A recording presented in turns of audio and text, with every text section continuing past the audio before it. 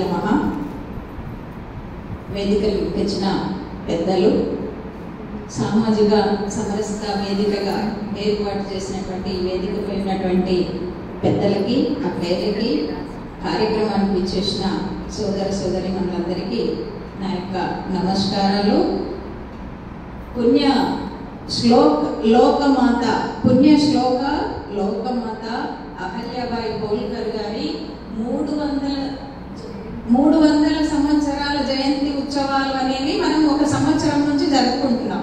ఇవాళ వారి జయంతి నాడు మనం జరుపుకోవడం మన నిజంగా ఎంత అదృష్టవంతులము. కష్టపడే మన ఒళ్ళు పులకరిస్తుంది.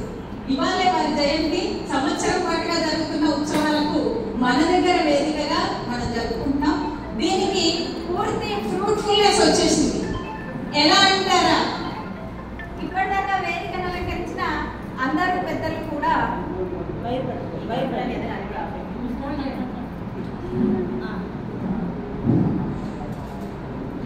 మొత్తము వేదిక మీద ఉన్న 4 పెద్దలు ఆ విషయాలను ఉటంకించడం జరిగింది. అందులో మనందరికీ కూడా తెలుసు అని చేతులెత్తిన వాళ్ళని కూడా ఎక్కువగా ఉన్నాం. ఏ లక్ష్యంతో అయితే మనం సంవత్సరం నుంచి జరుపుకుంటున్న ఉత్సవాలు ఉన్నాయో ఆ లక్ష్యం నెరవేరింది అని ఆనందం అవుతుంది ఒక రకంగా. మరి అహల్యాబాయి హోల్కర్ గారి గురించి నేను చెప్పాల్సిన అవసరం ఎక్కువగా ఉందా లేదా? ఎంత తెలుసు, తెలిసి మనం ఏం చేస్తున్నాం, ఇది తెలియాల్సిన అవసరం ఎందుకు ఉంది, దీన్ని ఎందుకు ఈ రకంగా సంవత్సరం నుంచి జరుపుతున్నారు, సనాతన ధర్మం యొక్క గొప్పతనం ఏంటి? ఈ సనాతన ధర్మం అనేది మనం ఇవాళ కొత్తగా ఈ 10 సంవత్సరాల్లో బీజేపీ వచ్చినాక మొదలైందా? ఇది ఎన్ని వేల సంవత్సరాల నుంచి ఉంది? మనం ఈ సంస్కృతిలో ఎలా మనుగడ సాగిస్తున్నాం? ఇవాళ ఎవరో ఒక్కరు చెప్పిన ఉద్దేశం కాదు. 1925లోనే ఆర్ఎస్ఎస్ అనేది ఒక సంస్థ, మాతృ సంస్థ ఉంది అని మనందరికీ తెలుసు. ఇవాళ 10 సంవత్సరాల నుంచి బీజేపీ ప్రభుత్వం ఉండవచ్చు, 100 సంవత్సరాల నుంచి ఆర్ఎస్ఎస్ సమాజంలో ఒక భాగంగా ఆర్ఎస్ఎస్ కనుక లేకపోతే నేడు హిందుత్వం అనేది ఏ మాత్రం ఉండేది కాదని వాస్తవంగా మనం చెప్పుకోవాల్సినటువంటి విషయం. ఎందుకు అనే దానికి నిదర్శనాలు వీళ్ళ జీవితాలను చదివినప్పుడు మనకు అర్థమవుతుంది. ఊరికే పుస్తకం చదివి జీవిత చరిత్ర చదివి వదిలేయటం కాదు. దాదాపు 300 సంవత్సరాల క్రితమే సనాతన ధర్మంలో మహిళలకు ఏ రకమైన విలువ ఇచ్చిండు అనే విషయాన్ని చెప్పగానే చెప్తుంది. కానీ ఈ మధ్య కాలంలో సూడో సెక్యులరిజం పేరుతో వచ్చినటువంటి సమాజంలో మనకు తెలియనటువంటి రైట్ వింగ్ గా పనిచేస్తున్నటువంటి ఆర్ఎస్ఎస్ ఒకవైపు, లెఫ్ట్ వింగ్ గా పనిచేస్తున్నటువంటి కమ్యూనిల్ ఒకవైపు దేశంలో ఉన్న సనాతన ధర్మాన్ని, మన యొక్క సంస్కృతిపై దాడి చేసే విధంగా చేస్తూ మహిళలను వంటింటికే పరిమితం చేసిండు. వంటింటికి ఉందేలే, వాళ్ళకు స్వాతంత్రమే లేదు, వాళ్ళ పైన అత్యాచారాలు జరుగుతున్నాయి, అన్యాయాలు జరుగుతున్నాయి, వాళ్ళకి తగిన విలువ ఇవ్వట్లేదు అనేటటువంటి విషయాలను దేని వేదికగా నిజమని మనం ఒప్పుకోవడానికి ఏమాత్రంగా అది ఆస్కారమే లేదు. ఎందుకు అంటే మన ఇంట్లో మన అందరం మహారాణులు. అవునా కాదా? ఒప్పుకుంటారా లేదా? ఈ విషయం మనం సంఘం ఎక్కడ సమావేశం పెట్టుకున్నా, మీటింగ్ పెట్టిన సంఘమే కాదు, మన ఇంట్లో మన అమ్మాయి పెళ్లి అవుతున్నప్పుడు మన పేరే ముందు వస్తుంది. నా బిడ్డ పెళ్ళప్పుడు రమాదేవి సాంబశివరావే కొట్టింది కానీ సాంబశివరావు రమాదేవిని కారులో కొట్టలేదు. అంతకు ముందు నుంచే సీతారాములు, పార్వతీ పరమేశ్వరులు ఎప్పుడో మనకు తెలియనటువంటి శతాబ్దాల నుంచి చెప్తున్నటువంటి విషయాన్ని మధ్య కాలంలో మనల్ని మభ్యపెట్టే విషయంలో ఎవరిని పట్టుకొని, మీడియా వాళ్ళ ద్వారా సమాజం మీద జరుగుతున్నటువంటి అసలు జరుగుతున్న విషయాలను పక్కకు పెట్టి ఏదో ఒక రకంగా ఏంటి మరి ఇది ఎక్కడి నుంచి వచ్చిందక్కయ్య, మరి ఇది హిందూ దేశం, ఇది హిందూస్థాన్, మనం అందరం హిందువులం, మరి వీళ్ళు ఎక్కడి నుంచి పుట్టుకొచ్చారు? ఎవడైతే మన దేశం మీదకి దండెత్తుతూ దండయాత్రలు చేస్తూ వారి యొక్క పాత్రను, వారి యొక్క పనిని అహల్యాబాయి హోల్కర్ గారు మరి 150 దేవాలయాలు పునరుద్ధరించింది అనడానికి ముందు ఉన్నది చూడండి ఒకసారి. ఎవరో విధ్వంసం చేస్తేనే కదా మళ్ళీ తిరిగి పునరుద్ధరించేటటువంటి పని చేసింది. అంటే మన సంస్కృతిపై దాడి జరగడం ఎప్పటి నుంచి మొదలైంది చూడండి. మనకు సతీ సహగమనం ఉన్నది అని చెప్తారు. దానితోని సమాజంలో స్త్రీని మంటల్లో పడేసి కాల్చారు, మేము మానవ హక్కుల వాళ్ళం, ఇది హిందూ సమాజం అది నిజమా? ఒకవేళ నిజం అనుకుంటే కుంతి విధవగా మనం చూస్తాం మహాభారతం కథలో, అవునా? రామాయణంలో ముగ్గురిని మనం విధవలుగా చూస్తూ ఉంటాం దశరథుడు గారు చనిపోయిన తర్వాత కూడా. మరి సతీ సంగమం అంటే అది ఎప్పటి చరిత్ర? యుగాలు మారిన కాలం మనం విడోసులను కూడా గౌరవించి తల్లిని పాద పూజ చేస్తున్నటువంటి తల్లులను చూస్తున్న సమాజం. లేని వాటిని ఉన్నట్టుగా నమ్మించేటటువంటి జర్నలిజం సమాజాన్ని ముక్కలు ముక్కలుగా చేస్తూ మన ఐక్యతను దెబ్బతీస్తూ దాదాపు స్వాతంత్రం అనే పేరుతో ఇచ్చినట్టు చేసి 70 ఏళ్ల పాటు ఇంకాస్త పెంచి పోషించి ఆజ్యం పోసి మన ధర్మంపై అనేక రకాల దాడులు జరుగుతున్నాయి. మరి ఆ దాడులను తట్టుకోవడానికి ఇక మనకు ఒకటే మార్గం, హిందుత్వాన్ని కాపాడుకోవాలి. కాపాడుకోవడానికి హిందుత్వం ఎంత విశాలమైన భావము అంటే మనం ఎవరికి వేరే మతాల వాళ్ళని మనం లాక్కోవట్లేదు. అసలు ఇది హిందుస్థాన్ ఎక్కడి నుంచి? ఎక్కడ హిమాలయ సమారంలో హిందూ సముద్రం వరకు నివసిస్తున్నటువంటి ప్రజలందరూ కూడా హిందువులను ఉపయోగిస్తున్నటువంటి మనం ఇది వేద భూమి, భరత భూమిలో పుట్టడమే మన అదృష్టం. ఇది ఒక ధర్మ భూమి, కర్మ భూమి, దేవతలు నడయాడినటువంటి భూమి, ఇలాంటి వేద మాతలు పుట్టినటువంటి భూమి. ఒక్కొక్కరు గొప్ప గొప్ప గొప్ప వాళ్ళు, మనకు తెలియనటువంటి వాళ్ళు అనేక మంది కుంఠాలుగా ఉన్నటువంటి భూమి మీద మనం పుట్టడం మన అదృష్టం. మరి ఇలాంటి భూమిలో పుట్టి వినకూడని సంఘటనలు వింటూ కనీసం మనం ఏ దేశం మీద కూడా దేశం అభివృద్ధి కోసం దండెత్తిన దాఖలాలు లేవు. ఎప్పుడైనా దొంగలు ఎక్కడ పడతారండి? బాగా డబ్బు ఇంటి మీదనే పడతారు. వేరే దేశాలన్నీ ఏ దేశం మీద దండెత్తడానికి చూసాయి? మన దేశం మీదనే. అంటే మన దేశం బాగా ఉన్నతమైన దేశం అనేది నేను చెప్పక్కర్లేదు, అందరం నమ్మే విషయమే కదా. అనేక జాతుల వారు, మొఘలాయలు అయితేంటి, ఎంబర్ అయితేంటి, తురుష్కులు అయితేంటి, బాబర్లు అయితేంటి, లాస్ట్ ఔరంగజేబు వరకు అనేక రకాలైనటువంటి ముష్కరులు మన మీద దాడి చేసి, దాడిలో భాగంగా ఫస్ట్ ఏవైతే ఉన్నాయో విద్య ఏదైతే ఉందో విద్యను నాశనం చేయాలని అప్పటి నుంచి మన విద్య మీద పడి పడి పడి పడి ఇప్పటికీ మనం చదువుతున్నటువంటి పాఠశాలలో పుస్తకాల్లో ఈ వీళ్ళ చరిత్ర ఏమీ లేకుండా చేశారు. మనం చదివే చరిత్ర ఏది నిజం కాదు, అది నిజం కాదని రుజువులతో తెలుస్తుంది. 100 సంవత్సరాల క్రితం ఏర్పడినటువంటి ఆర్ఎస్ఎస్ సంఘంలో ఏకాత్మత మంత్రం ఉంటుంది. ఏకాత్మత మంత్రంలో అహల్యాబాయి గారి పేరు ఉంటుంది. అది 300 సంవత్సరాల క్రితం పుట్టింది. వీళ్ళందరినీ తలుచుకోవడం ఎప్పటి నుంచో. ఇంకా మనకు తెలియనటువంటి రాణి చెన్నమ్మ ఉంది, రాణి అంబక్క ఉంది, రాణులు అనేక మంది. మరి వీళ్ళంతా మహిళలు కాదంటారా? నిజమా కాదా?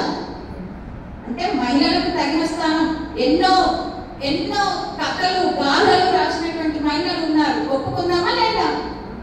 ప్రస్తుతం మనల్ని అందరినీ ఎలా విడగొట్టారు?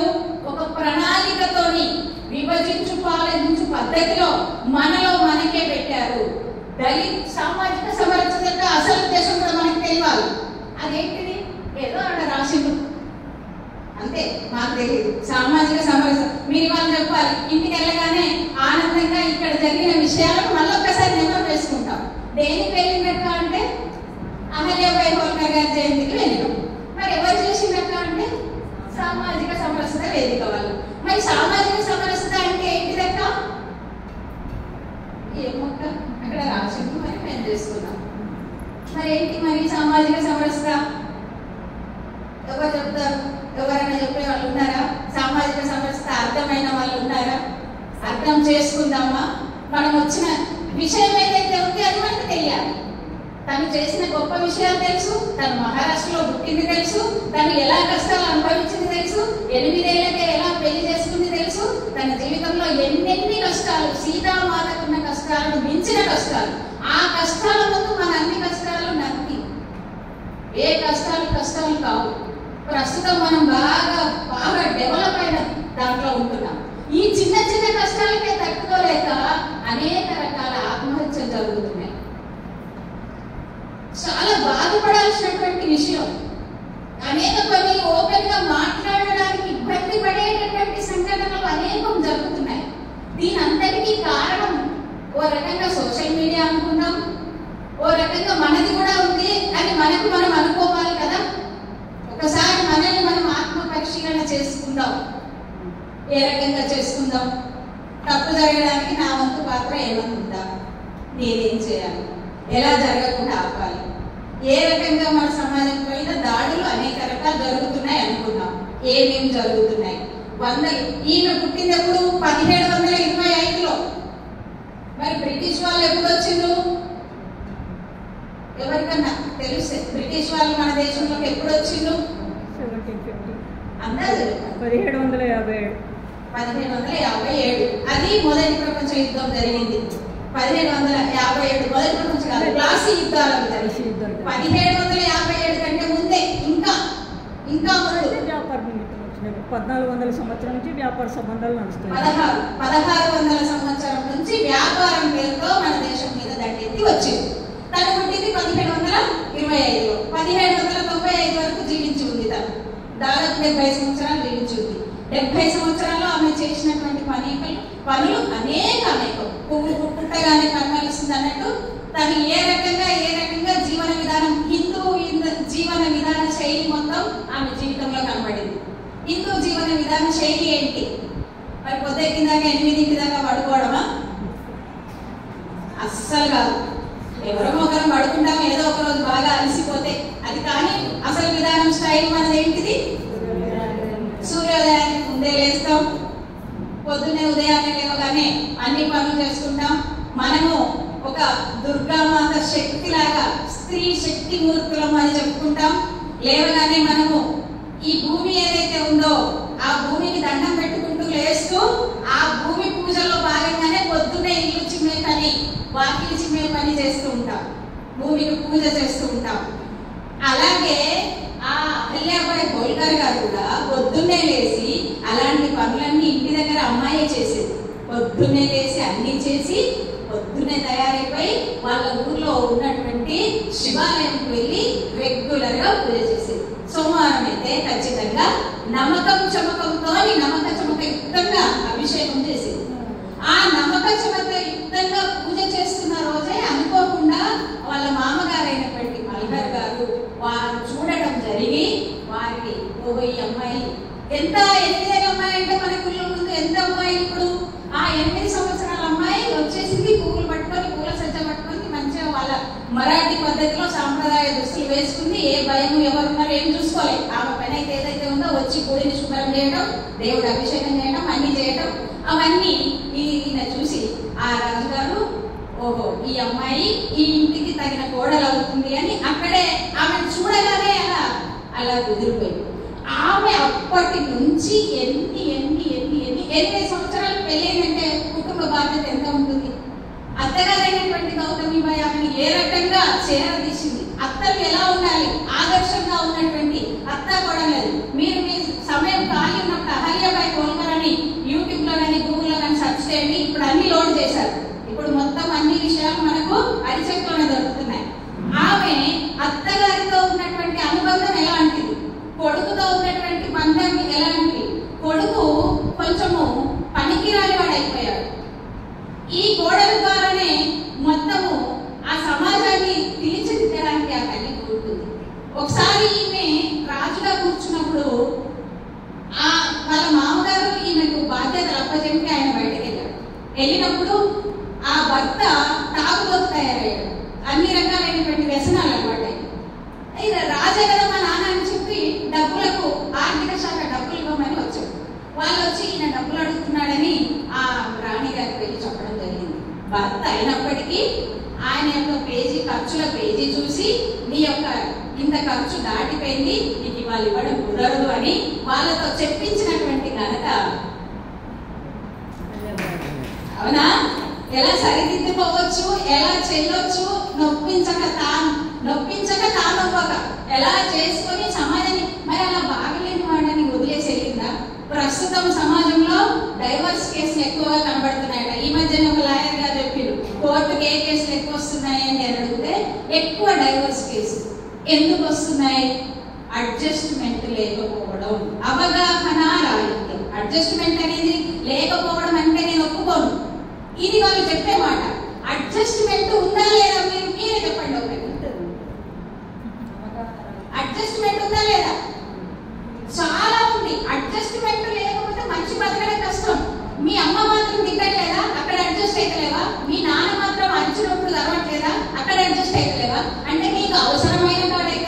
అడ్జస్ట్ అవుతావు అంటే నీకు ఎవరో ఎక్కించి ఒక ఒక భూతంలాగా చూపించి అత్త అంటే ఈమె దగ్గర అడ్జస్ట్ అయ్యేది లేదు, ఆమె ఏదన్నా కూడా నెగటివ్ గా చూడటం ఆలోచన.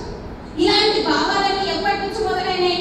పాశ్చాత్యులు బ్రిటిష్ వాళ్ళు వచ్చి మన దగ్గర విభజించు పాలించు, ఇక్కడున్న కుటుంబ వ్యవస్థ, ఇక్కడున్న సంస్కారాలు, ఇక్కడ ఒకరికొకరు ఉన్నటువంటి బాండింగ్, ఇక్కడ విద్యా విధానం, వీళ్ళని విడదీయడం సాధ్యమయ్యేటట్లేదు. ఎలారా బాబు వీళ్ళందరూ ఐకమత్యంగా ఉండాలని లేని మెగాలయ విద్యావిధానంతో ఒక రకంగా వైద్యం పేరుతో ఎవరికన్నా ఇంట్లో జబ్బు రాగానే వాళ్ళకు నీకు ఈ జబ్బు నయం అవ్వాలంటే నువ్వు చర్చికి రా, ప్రార్థనలు చెయ్యి. మనమేమో మనకు అప్పటికే ఏమైపోయింది, వీళ్ళు మన మీద దాడి చేసి మన సంస్కృతులు కొంచెం వెనక్కి పోతున్నాయి. అప్పటికే తగ్గుతున్న సమయంలో వాళ్ళు మనల్ని ఒడిసి పట్టుకొని ఎవరైతే వీక్ గా ఉన్నారో వాళ్ళని పట్టుకొని, అసలు వీక్ అనే మాట ఎక్కడి నుంచి వచ్చింది? ఎవరు వీక్, ఎవరు అనారోగ్యం, ఎవరు సమాజంలో ఏ విషయం చెప్పుకుంటే ఎటెళ్ళిపోతుంది? ఎక్కడ దళితులను, ఎవరిని తాడిత పీడిత ప్రజలను పట్టుకొని వాళ్ళని ఇమ్మీడియట్ గా మార్చాలని, ఎవరైతే నీడిగా ఉన్నారో వాళ్ళని మార్చాలని. అసలు దళితులు అనే పదం కానీ, హరిజనులు అనే పదం కానీ, గిరిజనులు అనే పదం కానీ మన సమాజంలో ఎక్కడ? సనాతన ధర్మంలో ఇప్పుడున్నది అంటారు. ఉన్నది మేడం మా ఇంటి దగ్గర మరి సర్టిఫికెట్. మన ప్రభుత్వం ఏ ప్రభుత్వం? ప్రభుత్వాలు మారినా, బ్రిటిష్ వాళ్ళు వెళ్ళిపోయినా, ఓన్లీ పాలకులు మారిన కానీ వాళ్ళ పరిపాలన విధానమే నడుస్తుంది. కాబట్టి దాంట్లో కులం అడగడం, మతం అడగడం, ఆ కులం అలాగే ఎక్కడితో లేని విషయాలను ఉన్నట్టుగా భ్రమింపజేస్తూ ఇప్పటికీ అదే వ్యవస్థ నడుస్తుంది. లేవు అని చెప్పడానికి మీకు కూడా అవి కూడా ప్రూఫ్స్ మన కళ్ళ ముందు. రామాయణం రాసింది ఎవరు? గుహుడు ఎవరు? నావనడికి దరిచేర్చింది ఎవరు? శబరిమాత ఎవరు? వీళ్ళంతా ఏ కులం? అవునా కాదా? ఏకలవ్యుడు ఎవరు? ఒక కోయవాడు, ఎస్టీ వాడు, ఒక ఎరుకల్ వాడు, కన్నప్ప, భక్త కన్నప్ప. వీళ్ళంతా ఎవరు? నిజమా కాదా? ఇది నిజమా కాదా? ఈ మన నిజాన్ని మనం మర్చిపోయేటట్టు చేసి ఈ ఒకటే మాట, మమ్మల్ని హరిజనులను మనం తక్కువ చూస్తాము. ఎవరిని తక్కువ చూడరు, అందరము మనుషులమే. అందరికీ ఉండే మధ్యలో వచ్చినటువంటి ఏదైతే ఉన్నాయో, మధ్యలో మారినటువంటి మన సమాజం మీద జరుగుతున్న దాడుల్లో భాగంగానే ఇలా జరుగుతున్నప్పుడు ఈ సామాజిక సమరసత పదం వచ్చింది. సామాజిక సమరసత సమాజంలో అందరూ ఒకటే అనే భావన. ఎస్సీలు మరి ఎస్టీలు అందరూ, హరిజన గిరిజన హిందువులు బంధువులం అందరం ఒకటే. మనమందరం కూడా అందరినీ చేరవేసి అందరితో కలుపుకుపోయేటటువంటి భావన, ఏ మతం ఏ కులం ఎక్కడ ఎవరు చర్చించకుండా నా దేశం అనే భావన పెంపొందించే భావన ఉండడం. నా దేశం మన తల్లి 9 నెలలు మాత్రమే మోస్తుంది, మనం పుట్టినాక పొయ్యే వరకు మోసేది మన భూమి. ఆ భూమిని మనం తల్లిగా స్వీకరించినాం. ఎవరు మనం? అందరం.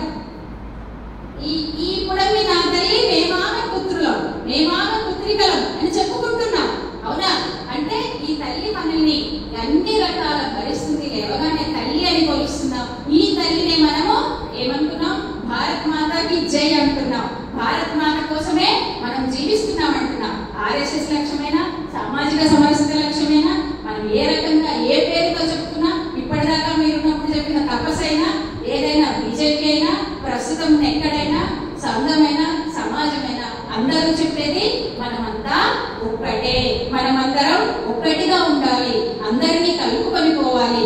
ఈ వీళ్ళంతా ఎవరో కాదు, ఎవరిని మనం తక్కువ చూసే సమాజం కాదు, అన్ని వర్గాల వాళ్ళం ఒక్కటే అనేటటువంటి భావన కలిగి ఉంటూ మన ఇళ్లలో మరి దానికి మనమే చేద్దాం. ఓన్లీ అహల్యాబాయి హోల్కర్ గారి జయంతి జరుపుకొని ఆమె ఆ రోజు అందరికీ చేరదీసింది, అందరికీ న్యాయం చేసింది. ఆమె పరిపాలిస్తున్నప్పుడు ఒక ముస్లమ్మ సడన్ గా ఉరికొచ్చి కాళ్ళ మీద పడిపోయింది, అమ్మా నాకు న్యాయం చేయమని. ఏంటి అమ్మ అంటే, నాకు పిల్లలు లేరు, నాకు నా ఆస్తి మొత్తం వాళ్ళు వీళ్ళు కావాలని ప్రతి ఒక్కరు నా బిడ్డను సాధుకో, నా బిడ్డను సాధుకో, దత్తత తీసుకోమని నన్ను బాగా ఫోర్స్ చేస్తున్నారని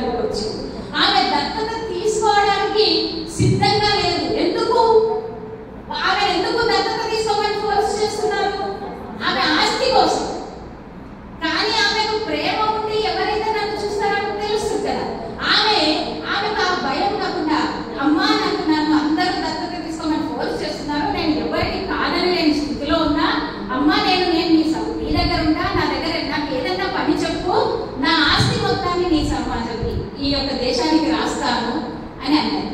ఆమె ఇమ్మీడియట్ గా కలుపుకోవచ్చు, ఆ డబ్బంతా తీసుకోవచ్చు. ఆమె అప్పటికే అనేక దాన ధర్మాలు చేస్తూ ఉంటది అన్నమాట. అనేకమైనటువంటి ఎన్ని కార్యాలు, దైవ కార్యాలు, దాన ధర్మాలు, అభివృద్ధి పనులు, పంటలు, ఎన్ని అనేక రకాలైనటువంటి సస్యశ్యామలమైన పంటలు పండేవి.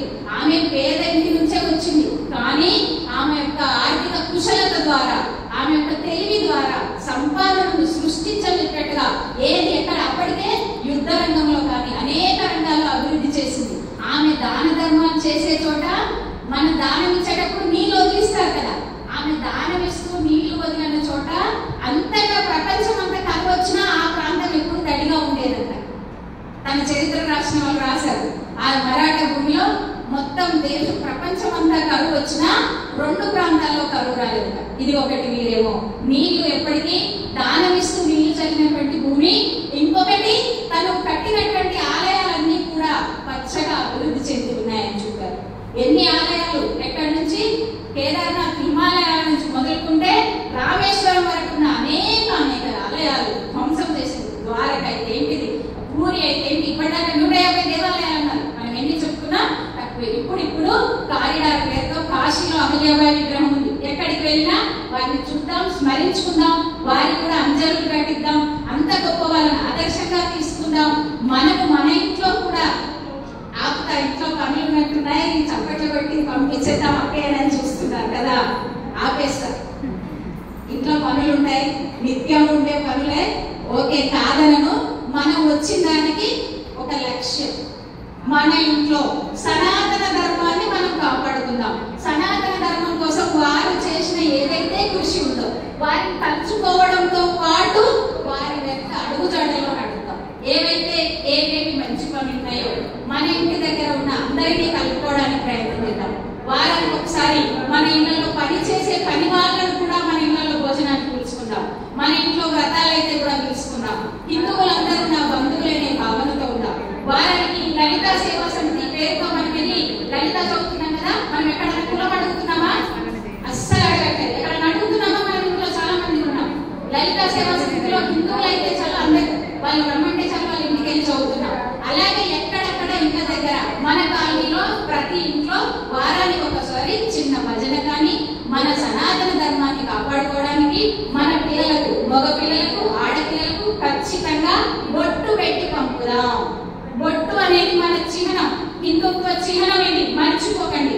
ఒక క్రిస్టియన్ సినిమా వేసుకుంటాడు, ఒక ముస్లిం టోపీ పెడతాడు, ప్రతి శుక్రవారం డ్యూటీలో ఉన్నా కూడా నమాజ్కి వెళ్తాడు. మనం ఓన్లీ బొట్టు పెట్టుకోవడానికి ఎందుకు భయపడుతున్నాం? కనీసం వారానికి ఒకసారి గుడికి పోదాం. కనీసం వారానికి తిరగకపోతే పండగలు కూడా ఎక్కువ సంఖ్యలో వెళ్దాం. మనం మన పుట్టినరోజులప్పుడు వెళ్దాం, పెళ్లి రోజులప్పుడు వెళ్దాం. వారానికి ఒకసారి వెళ్ళి అలవాటు చేసుకుందాం, తీరిక చేసుకుందాం. టీవీ సీరియల్ చూడడం మానేద్దాం. ఒక్కరోజు మొబైల్కు 1 గంట రెస్ట్ ఇచ్చే రోజు ఈ సమయంలో నేను చూడను అనేటటువంటి నియమం మనకు మనమే పెట్టుకుందాం. ఎవరు పెట్టదు. ఒకవేళ భర్త పెట్టిందనుకో, అగో ఆడవాళ్ళని అడగదొకే సమాజం అంటాం, మళ్ళీ పట్టినప్పుడు అది ఎవరు పెట్టద్దు, మనకి మనమే పెట్టుకుందాం. వాళ్ళు చూడొద్దంటే కోపం వస్తుంది, కానీ మనకే అనిపిస్తుంది. వాళ్ళు చూసి ఇవాళ పొద్దుటి నుంచి నాకు ఇన్ని ఫోన్లు వచ్చాయని బాబు, ఇవాళ వెంట కాసేపు వాడను. దానివల్ల అనర్థాలు తెలుసుకుందాం, లాభాలు నష్టాలు, ప్రతి విషయానికి ప్లస్ మైనస్ మనకు మనమే వేరే చేసుకుందాం. మనము తక్కువ కాదు, నారీ మండలం, నారీ శక్తులం. మొన్ననే వ్యోమిక సింగ్ ఎక్కడ పాకిస్తాన్ మీద ఆపరేషన్ సింధూర్ లో దేశం మీద రాడార్లు ఎట్లా మన పవర్ చూపించొచ్చింది, అవునా? మన మహిళా వింగ్ను ఏర్పాటు చేసింది ప్రధానమంత్రి గారు. ఆయన మహిళా సాధికారత పేరుతో మహిళలకు అనేకమైనటువంటి మహిళా బిల్ తీసుకొస్తున్నారు. మనం ఎక్కడ తక్కువ కాదు, తక్కువ అని ఎవరన్నా అనేది లేదు, మనం తక్కువ అనుకోలేదు, అనుకోవాల్సిన అవసరం అంతకంటే లేదు. మనమే మన సమాజాన్ని సంస్కరించడంలో ముందుందాం. ప్రతి చోట నన్ను ఎవరో పిలవాలని చూడొద్దు, మనం అవసరమైన చోట చెప్పుదాం. గుడికి వెళ్ళేటప్పుడు ఈ మధ్య కాలంలో జుట్లు మొత్తం వీరబోసుకొని గుడికి వెళ్ళే సంస్కృతి బాగా వచ్చింది. మన పిల్లలే, నా బిడ్డ కావచ్చు, నా వాళ్ళు కావచ్చు, మీ బిడ్డ కావచ్చు, మీ పిల్లలు కావచ్చు. కొన్నిసార్లు వాళ్ళకి ఏ ఫంక్షన్ లో ఫ్రీడమ్ ఇద్దాం, కానీ కొన్నిసార్లు వాళ్ళకి స్ట్రిక్ట్ గా చెప్పాల్సిన అవసరం ఉంది. జడ వేసుకొని గుడిలోకి వెళ్ళడానికి అవకాశం లేదు. దానివల్ల ఉన్న తక్కువ ఒప్పులు కూడా చెప్తాం. అలా వీరబోసుకొని పోవడం వల్ల, ఎంపికల వల్ల ఎలాంటి జరుగుతాయి సైన్స్ లో మీరు తెలుసుకోండి. మనకు అవసరం ఉన్న విషయాలను చూడండి. సెల్లులో నేను అదే చెప్తున్నా, ఎవరో చెప్పాల్సిన అవసరం లేకుండా సెల్లోనే అన్ని ఉన్నాయి. ఈ ఎవరో చేసిన రీల్స్ చూసి నవ్వుకోవడం కాదు, పిచ్చి జోకులు, ఆడవాళ్ళ మీదనే జోకులు, మళ్ళీ అవి చూసి మనమే నవ్వడం. అది అవసరమా? అలా చేసే వాళ్ళ మనం చూడడం అవసరమా? నాలెడ్జ్ పెంచేది నేర్చుకుందాం, మన పిల్లలకి ఏం అవసరమో అవి అందిద్దాం. ఎవరి ద్వారా గొప్ప వాళ్ళ విషయాలు చరిత్రల ద్వారా మనకు అవసరమైన తీసుకుందాం. మన దేశ పరిరక్షణలో భాగంగా మన ఊళ్ళో ఉన్న గుడులను రక్షించుకోవాలంటే గుడి పెద్దగా కట్టి ఉంటుంది, గుడికి వచ్చే భక్తుల సంఖ్య లేదు. అందుకని మన దగ్గరలో ఉన్న గుడికి మనం ఖచ్చితంగా వారానికి ఒకసారి వెళ్దాం. మన గుడి కట్టి పరిరక్షించాల్సిన అవసరం లేదు, గుడికి వెళ్ళి లేకున్నామని మన సంస్కృతిని మనం రక్షించుకునే పని చేద్దాం. అందరం వారానికి ఒకసారి ఖచ్చితంగా గుడికి వెళ్ళే పని పెట్టుకుందాం మన తీరిక సమయంలో. మరి ఇట్లా తీరిక సమయం అంటే ఎవరు రావట్లేదు అక్కయ్య అంటే, ఏదో శనివారమా, శుక్రవారమా, మంగళవారమా ఏదో ఒక చిన్న భజన, ఒక అరగంట, పావు గంట, కనీసం పావు గంట అందరం ఒకేసారి వెళ్దాం. వచ్చిన హనుమాన్ చాలీసా అందరికి ఇష్టమైంది, రామరక్షా స్తోత్రం, ఇవి చదువుకోవడం వల్ల మనలో శక్తి బాగా పెరుగుతుంది. హనుమాన్ చాలీసా చేయడం వల్ల అనారోగ్యాలన్నీ పోతాయి. ఇది నేను చెప్పే మాట కాదు, ఓన్లీ ఇప్పుడు చెప్పే మాటలు కాదు, ఎప్పటి నుంచో ఉన్నటువంటిది.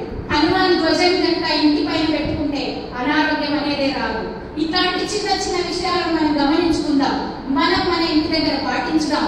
మనం పాటింప చేసి వారికి నిజమైన నివాళులు అర్పిద్దాం. గొప్ప గొప్ప వాళ్ళు ఎవరైతే ఉన్నారో వాళ్ళకు మేము మీ వారసులకు తల్లి అని దండం పెడదాం. నీ అడుగుజాడలో మేము నడుస్తున్నామని గర్వంగా చెప్తూ వారికి నిజమైన నివాళులు అర్పించడానికి ముందుకు వెళ్దాం. అలాగే ఇంకా కొన్ని విషయాలు ఏమేమైతే అవసరం ఉన్నాయో అవన్నీ మనం చేయడానికి సిద్ధంగా. పిల్లలకి ఏది అవసరం, ఏ రకమైనటువంటి అవసరం, ఎలా ఉంటే బాగుంటుంది, ఎలా ఉండకపోతే బాగుంటుంది, మనకు తెలిసిన దాంట్లో వాళ్ళకి చెప్పడానికి ముందుందాం. అలా చేస్తూ సమాజాన్ని ముందుకు తీసుకెళ్తూ ఈ సామాజిక సమరసతకు నిజమైన అర్థాన్ని తెలియజేసే వారిగా మనం సమాజంలో ముందుందామని మనమందరం ఈ రోజు వారి జయంతిని జరుపుకోవడం మన అదృష్టంగా భావిస్తూ, ఇంకా కొన్ని చాలా చాలా చాలా విషయాలు ఉన్నాయి. ఇంకా ఏంటి సమాజంలో, మరి ఆపరేషన్ సింధూర్ ఎందుకు జరిగింది, ఎట్లా మన దేశం మీద దాడి జరిగితే అసలు జరిగిన విషయం ఏంటి, మీడియా వాళ్ళు రాస్తున్న పేపర్లో రాస్తున్నదేంటి, అక్కడ ఏ రకంగా అసలు పహల్గాం సంఘటన, ఆపరేషన్ సింధూర్ ముందు జరిగిన సంఘటన ఏంటిది మనందరికీ తెలుసా? కొందరికి తెలుసు, అందరికీ తెలియాలి. ఏమో మేడం అక్కడ ఎంతో యుద్ధం అవుతుంది, ఎట్లా మరి అక్కడ ఏందో కాదు, అది మన భారతదేశానికి తల, కాశ్మీరం, అందమైన కాశ్మీరం, అందాల కాశ్మీరం, భారత మాత తలగా ఉన్నటువంటి ప్రదేశం. మనం భారత మాతకు నిత్యం పూజ చేస్తాం. ఆ తల ఎప్పుడు అగ్నిజ్వాలలతో మండడమేనా? ఆ తల్లిని మనం చూసుకోవాల్సిన తనయులుగా మన బాధ్యత లేదా? మరి తల్లికి దగ్గర ఏం జరుగుతుంది విషయం కొంచెమన్నా తెలుసుకోవాలి కదా.